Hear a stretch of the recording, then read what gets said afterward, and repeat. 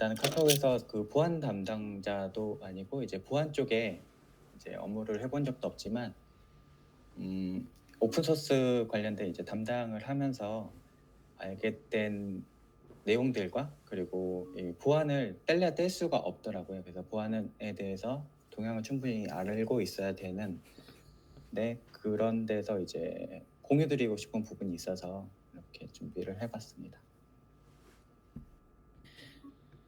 일단 이번에 그 로그4j 다들 아시죠? 네. 지지난주 금요일에 로그4j 관련된 이슈가 이렇게 화두가 되면서 굉장히 많은 뉴스들이 쏟아지고 그리고 각 회사에서도 엄청나게 많은 공지들이 있었을 거라고 생각이 듭니다.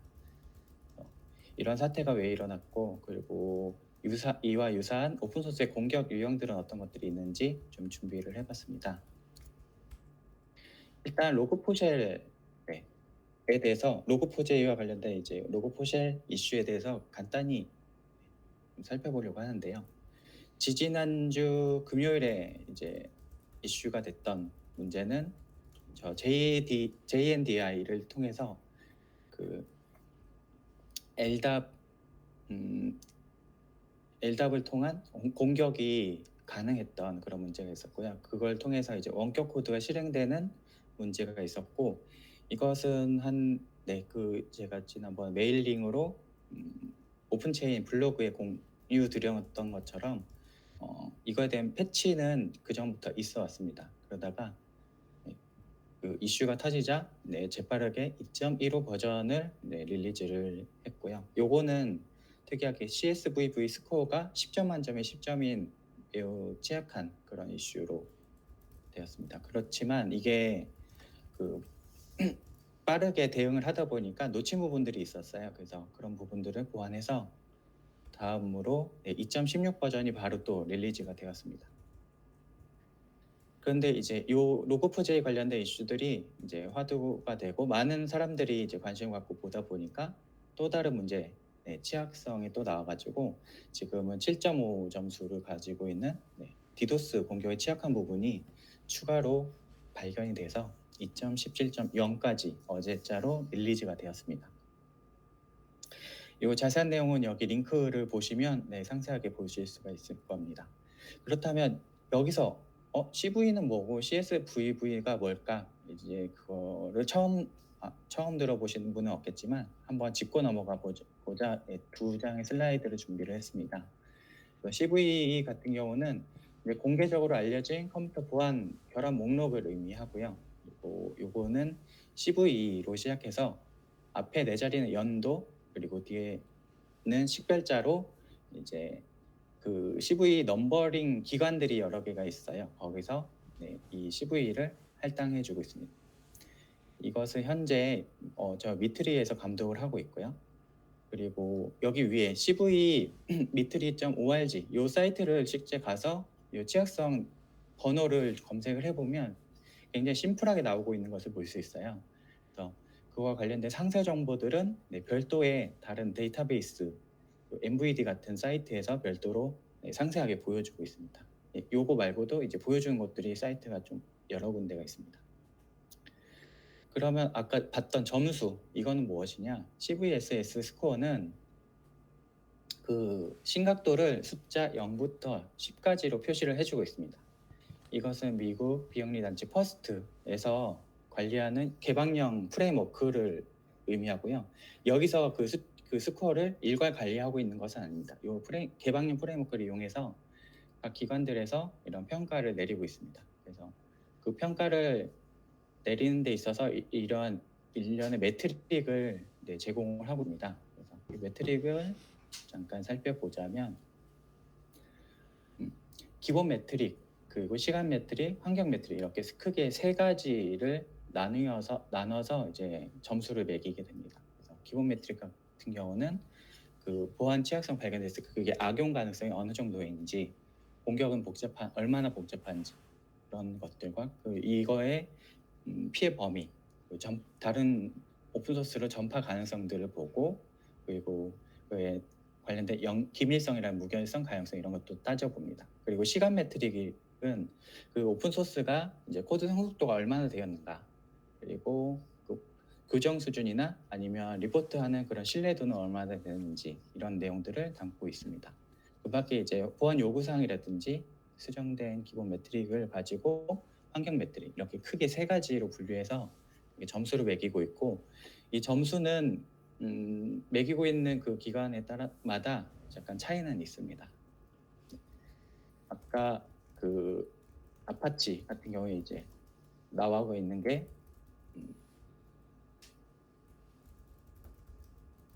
여기 보셨던 10점, 9.0, 7.5는 여기 아파치 요 사이트에서 지금 매기고 있는 점수고요.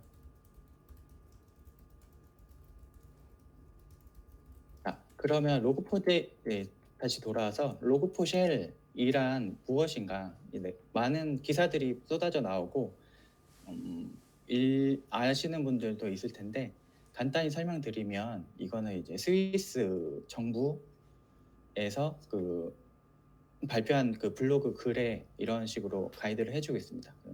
공격자가 일련의 요 JNDI 요 포맷을 이용해서 서버로 지금 패치되지 않은 서버로 이거를 전달을 하게 되면 그 서버에서 이 포맷의 메시지를 로그로 남기려고 하는 시점에 바로 이게 로그로 남기는 게 아니라 일련의 그 실행이 되게 됩니다. 그래서 이게 룩업이 되고, 그 실행이 되면 그 실행되는 그 타깃이 되는 별도의 LDAP 서버를 그 공격자가 준비를 해놓게 되는데, 그 LDAP 서버로부터 응답으로 일련의 자바 코드를 받게 됩니다. 그러면 이 자바 코드는 서버로 다시 돌아와서 서버에서 실행이 되는 구조입니다. 그래서 요게 그 취약성이 있는 이 서버에서 요 로그를 찍는 그 루트만 알게 되면 공격자는 아주 손쉽게 이 서버를 제어를 할 수 있게 되는 거죠. 원격 코드 실행으로 인해서. 그래서 요거는 한 가지 샘플인데요. 이게 이렇게 서버를 띄우게 되면 그 서버에서 로그 인포 해가지고 요 전달되는 헤더로 전달되는 요 API 버전이라고 했지만, 요 API 버전에 이런 JNDI, LDAP 이렇게 그 LDAP에 준비되어 있는 LDAP 서버의 URL을 보내게 되면 이 LDAP 서버에서는 응답으로 지금 보시는 것처럼 그 계산기를 띄우는 그런 명령을 주고 있어요. 그래가지고 이 케이스 같은 경우는 로그를 남기는 순간 그 지금 서버가 윈도우에 띄워져 있는 상태이고, 윈도우에 계산기가 바로 뜨는 그런 예제를 보여주고 있습니다. 그래서 이 로그가 언제 그 서버에서 어떤 케이스에 남겨지는지만 파악이 되면 공격자는 쉽게 공격을 할 수 있는 상황이 되는 거죠. 네, 이런 로그4쉘과 관련돼서 이제 그 소나타입에서는 2021년 서플라이 체인 이 상태를 이렇게 보고서를 제작해서 배포를 하고 있습니다. 그래서 여기를 나중에 별도로 한번 그 다운로드 해가지고 보시기를 권장을 드리는데요. 여기서 보면 이제 현재 오픈소스의 현황과 그리고 그 오픈소스의 요 레파지토리별로 어떤 취약점들이 있는지 이렇게 리포트를 보여주고 있습니다. 그래서 지금 이렇게 프로젝트는 이렇게 많아지고 있고, 그리고 이 프로젝트에서 버전도 계속 늘어나는 거 볼 수 있는데, 주황색이 올해 늘어난 수치입니다. 그래서 이게 해를 거듭할수록 늘어나는 수치가 점점 많아지고 있어요. 그만큼 오픈소스가 많이 계속 생겨나고 있다라고 보시면 될 것 같고요. 그래서 매년 이렇게 증가하고, 그리고 지금 올해 이따가 사례에서 말씀드리겠지만, 올해 가장 많은 공격을 한 케이스는 종속성 혼동이라는 케이스가 가장 많았고, 그 다음으로 타이포 스커핑이라는 공격 방식으로 이렇게 악성 코드를 주입하는 공격이 급격히 늘어난 것을 보실 수가 있습니다. 그 외에도 다양한 그 오픈소스 현황에 대해서 많은 정보들을 제공하고 있기 때문에 기회가 되면 이 보고서를 한 번쯤 보시는 것도 도움이 될 것 같습니다.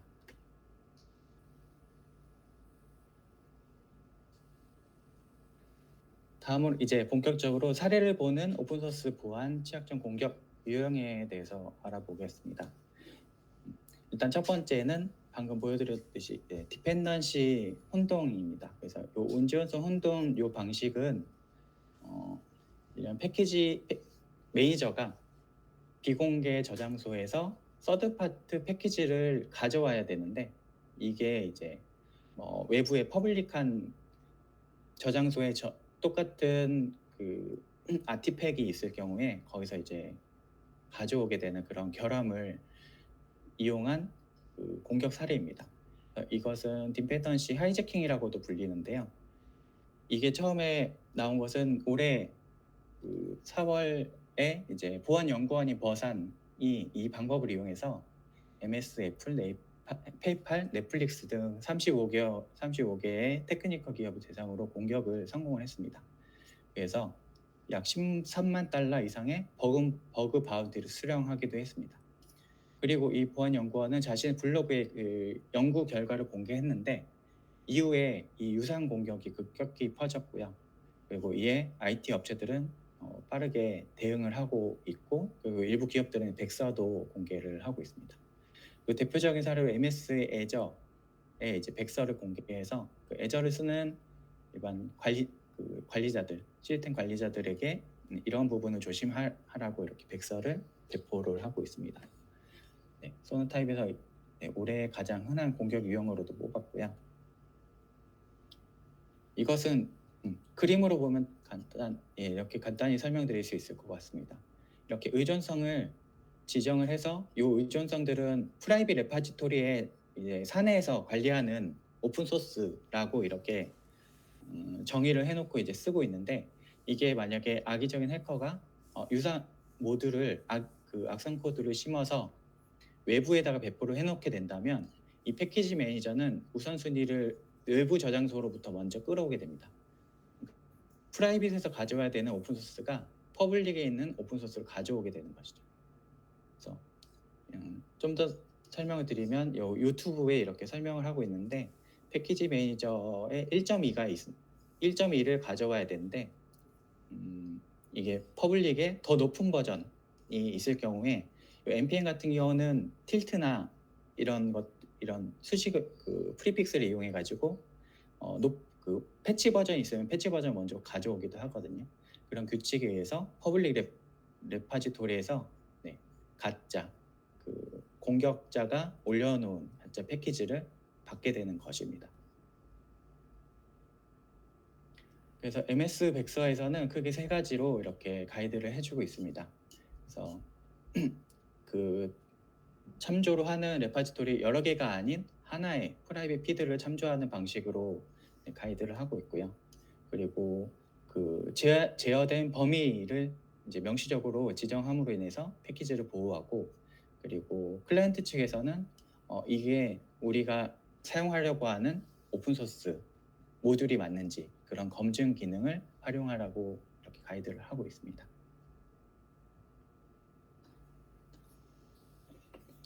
다음으로는 타이포스커핑입니다. 이거 같은 경우는 오픈소스를 검색할 때 단순한 오타를 유도하는 공격 방식입니다. 이것은 기존의 URL 공격에서도 많이 다뤄져서 URL에 오타를 내서 구글을 들어가는데 고글을 간다든지 그런 식의 공격 방법인데 이게 오픈소스에도 똑같이 적용이 됩니다.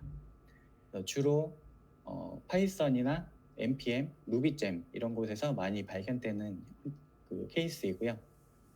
여기 보시는 것처럼 젤리피쉬라고 되어 있는데 중간에 L이 들어가 있는데 I로 일단 이렇게 악의적인 오픈소스를 올려놓은 경우도 있고요.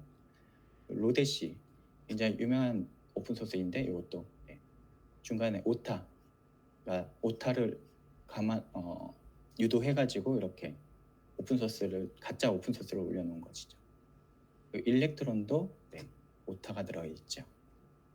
그리고 크로스 대시 env라는 오픈소스가 있는데 이것도 대시를 빼고 이렇게 올려놓은 겁니다. 그리고 로드 YAML인데 요거 보통 YML로 쓰기도 하거든요. 그래서 이런 식의 가짜 오픈 소스들이 올라온 케이스들이 많이 적발이 됐습니다. 이것은 굉장히 고전적인 방식이지만 올해 2021년에도 꽤 그 사례들이 많이 발견이 되고 있는 케이스이기도 하기 때문에 주의가 필요할 것 같습니다. 네. 다음 사례는 이제 멀웨어를 오픈소스에 심는 방식인데요. 멀웨어를 심게 되면 그 오픈소스에 악성 소프트웨어를 포함해서 배포를 하는 케이스입니다. 그래서 굉장히 유명한 사례들만 일단 가져왔고 대부분의 오픈소스 취약 사례가 이 멀웨어를 통한 어떤 코드를 실행한다든지 원격 코드로 제어를 한다든지 백도어를 심어놓는다든지 다양한 방식으로 이루어지고 있는 것을 볼 수 있습니다. 2018년도에 이벤트 스트림이라는 오픈소스 사건이 꽤 컸는데요. 이게 그 당시 꽤 인기 있었던 npm 라이브러리의 하위 종속성인 플랫맵 스트림에 그 클라이언트의 비트코인 지갑이 존재를 했다면 그 비트코인 지갑을 훔치는 멀웨어가 포함되어 있었습니다. 그리고 2019년도에 레스트 클라이언트라고 하는 오픈소스에는 이 버전의 특정 사이트로 원격 코드를 가져오게 하고 그리고 외부 서버로 이제 보내도록 하는 악성 코드가 심어져 있었습니다. 그리고 옥토퍼스 스캐너라는 요 사건은 그 개발자들이 사용하는 그 아이디 개발 툴이 있는데 그 개발 툴 중에 하나인 넷빈과 관련돼서 그 넷빈 저장소를 감염을 시켰습니다. 그래서 문어발처럼 엄청 이제 퍼진 그런 취약점 사례인데요.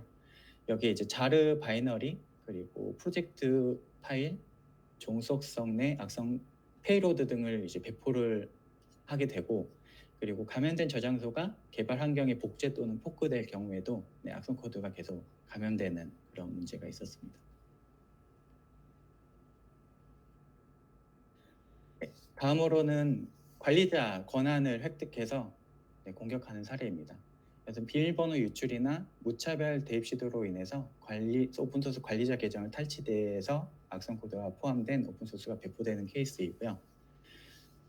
대표적인 예로 2019년도에 이제 부트스트랩 SASS 사스 용 부트스트랩 버전 오픈소스가 있었는데 여기에 요 사스 버전에 악성 코드가 심어져 있어가지고 그 로컬 PC에 있는 쿠키 파일을 로드하고 그 내용을 실행하는 코드가 들어가 있었습니다.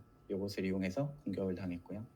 그래서 요거 같은 경우는 깃허브에서는 이 오픈소스를 관리하는 깃허브에서는 실제 코드 변경이 일어나지 않았습니다. 그래서 감지가 바로 되지 않았고 이것은 루비잼 그러니까 오픈소스가 실제 올라가 있는 요 레파지토리에만 권한이 있던 어떤 계정에 의해서 변경이 이루어졌습니다.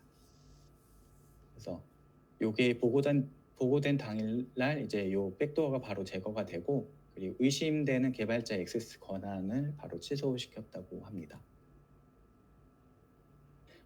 다음으로는 UA 파서 JS인데요. 이거 올해 굉장히 큰 사건이었고 이 버전은 0.7.28 버전이었는데 공격자가 여기에 이제 그 관리자 계정을 획득을 했습니다. 그래서 그 관리자 계정으로 0.2.28보다 한 단계 높은 패치 버전으로 0.7.29로 올리거나 아니면 피처가 하나 더 올라가 0.8.0 또는 1.0.0으로 이렇게 배포를 해서 세 가지 버전을 배포를 함으로 인해서 이제 요 0.7.28이라고 있지만 요게 이제 빌드가 되는 시점에 요 높은 버전의 버그 패치나 이런 게 이루어졌으면 자동으로 이제 높은 버전을 가져오게끔 되어 있거든요. 그래서 그 패키지를 게시하고 요거를 이제 로드하면 이제 악성 코드를 실행할 수 있게끔 배포를 한 겁니다.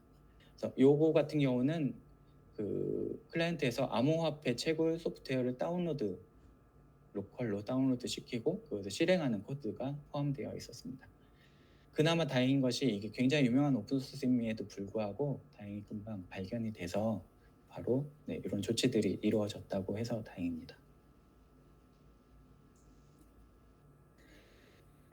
예, 차세대 공격 방식인데요. 이제 우리가 주목해야 되는 그리고 관심 있게 봐야 되는 그런 공격 방식이 아닌가 생각이 듭니다. 그래서 일단 저희가 오픈 소스를 사용하기 위해서는 어딘가에 이제 그 오픈 소스들이 올라가 있고 그 오픈 소스들을 그 받는 것들이 이제 서플라이 체인이라고 하는데 그 서플라이 체인을 바로 공격을 하는 방식 그리고 그 개발자의 아이디 플러그인 같은 것들도 결국에 어떤 저장소에 다 올라가 있거든요. 거기를 공격을 해서 개발자들이 플러그인 설치를 했을 때 그 플러그인들의 취약성을 이용해서 공격하는 이러한 공격들도 이루어지고 있습니다. 올해 코드 코브 같은 케이스는 이제 도커 이미지를 생성할 때 그 프로세스의 버그를 이용했다고 합니다. 그래서 이 버그를 이용해서 코드 커브는 이제 그 테스트를 프로젝트의 이제 테스트 플랫폼을 관리하는 그런 회사입니다. 그래서 그 회사의 솔루션에 관련된 이제 취약 사례고요. 그래서 요 도커 이미지 생성할 때 버그를 이용해서 이제 CDN 버킷에 액세스해서 이제 배시 스크립트를 악의적으로 변경한 케이스인데 일단 요 같은 경우에 그 배시 스크립트를 자신의 IP 주소로 교체를 했습니다. 그래가지고 어떤 그 기존의 그 리스크가 발견되면 그게 모니터링 되도록 해놓은 코드들을 돌려놔가지고 그 3개월 뒤인가 이제 발견이 됐다고 합니다. 그래서 이런 되게 치밀하게 준비를 했던 거죠. 그래서 이 취득한 요런 정보들을 이용해서 취득한 요 인증 권한을 이용해 가지고 그 악성 코드를 다수의 사용자에게 다운스트림을 배포하게끔 이렇게 했습니다.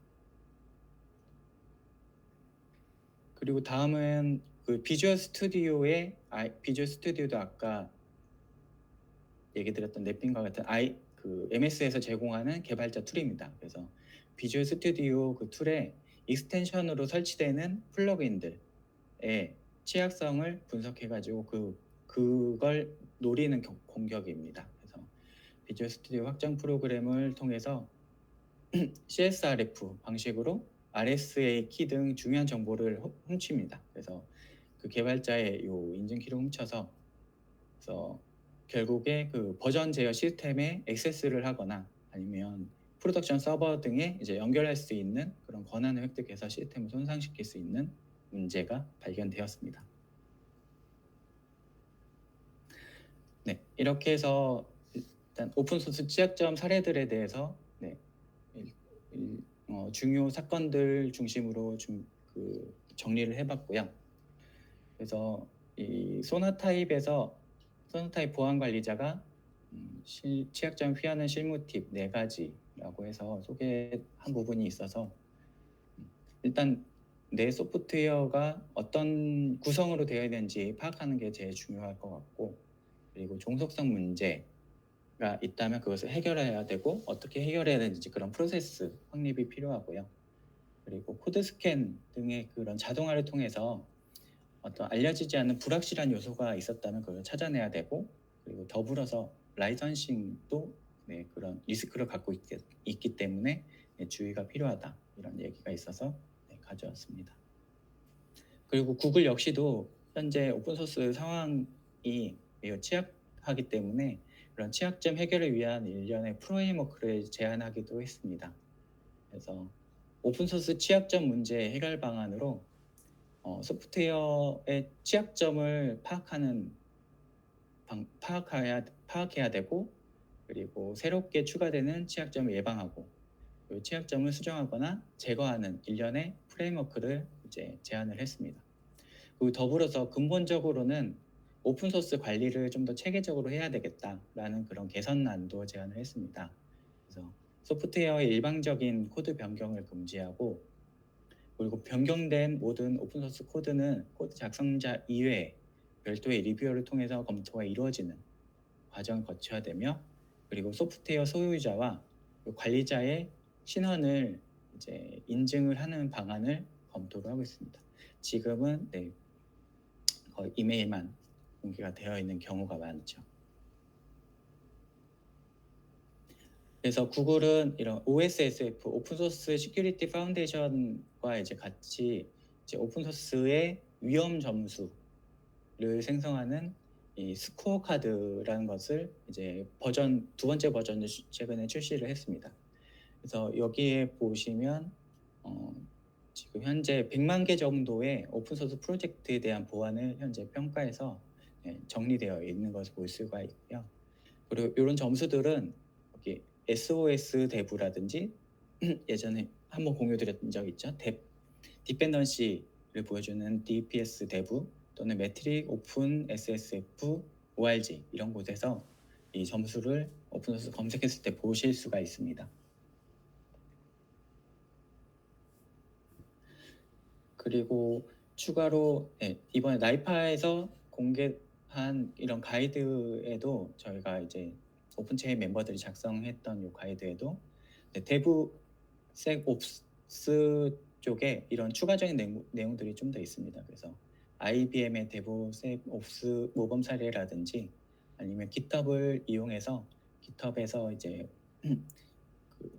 뭐 데이터베이스 키를 찾아낸다든지 그 코드 서치를 통해 가지고 보안을 강화할 수 있는 그런 사례들이 여기 소개가 되어 있으니까 이것도 한번 참고해 보시면 좋을 것 같습니다.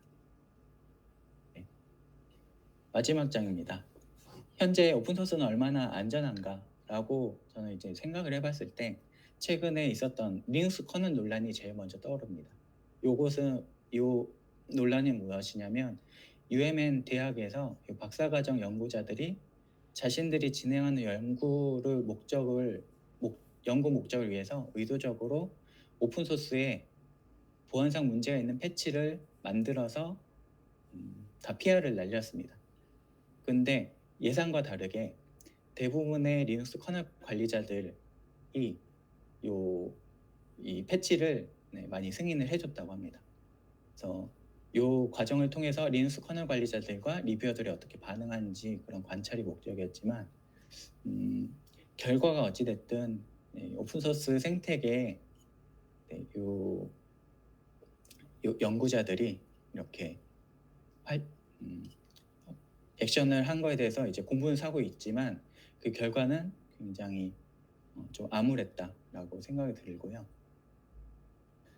로그포쉘 사태를 되돌아보면 지금 로그포쉘 같은 보안 취약성이 있더라도 우리는 오픈소스를 계속 사용할 수밖에 없을 것 같습니다. 그리고 수많은 중요한 오픈소스들 중에서 로그4j는 단 그냥 한 개의 오픈소스에 불과합니다. 그래서 오픈소스뿐만 아니라 모든 소프트웨어는 잠재적인 보안 취약점을 가지고 있다고 인지를 해야 되고, 그리고 우리 같이 오픈소스 담당자뿐만 아니라 개발자들은 지속적으로 보안에 관심을 갖고 살펴보아야 하지 않을까 생각이 듭니다. 그래서 이것을 위해서 신속하게 대응해야 되고 취약점 개선을 자동화하는 방안을 계속 찾아서 빠르게 취약점이 있을 때 개선 그거를 해소해야 된다고 생각이 좀 들어서 이렇게 적어봤습니다.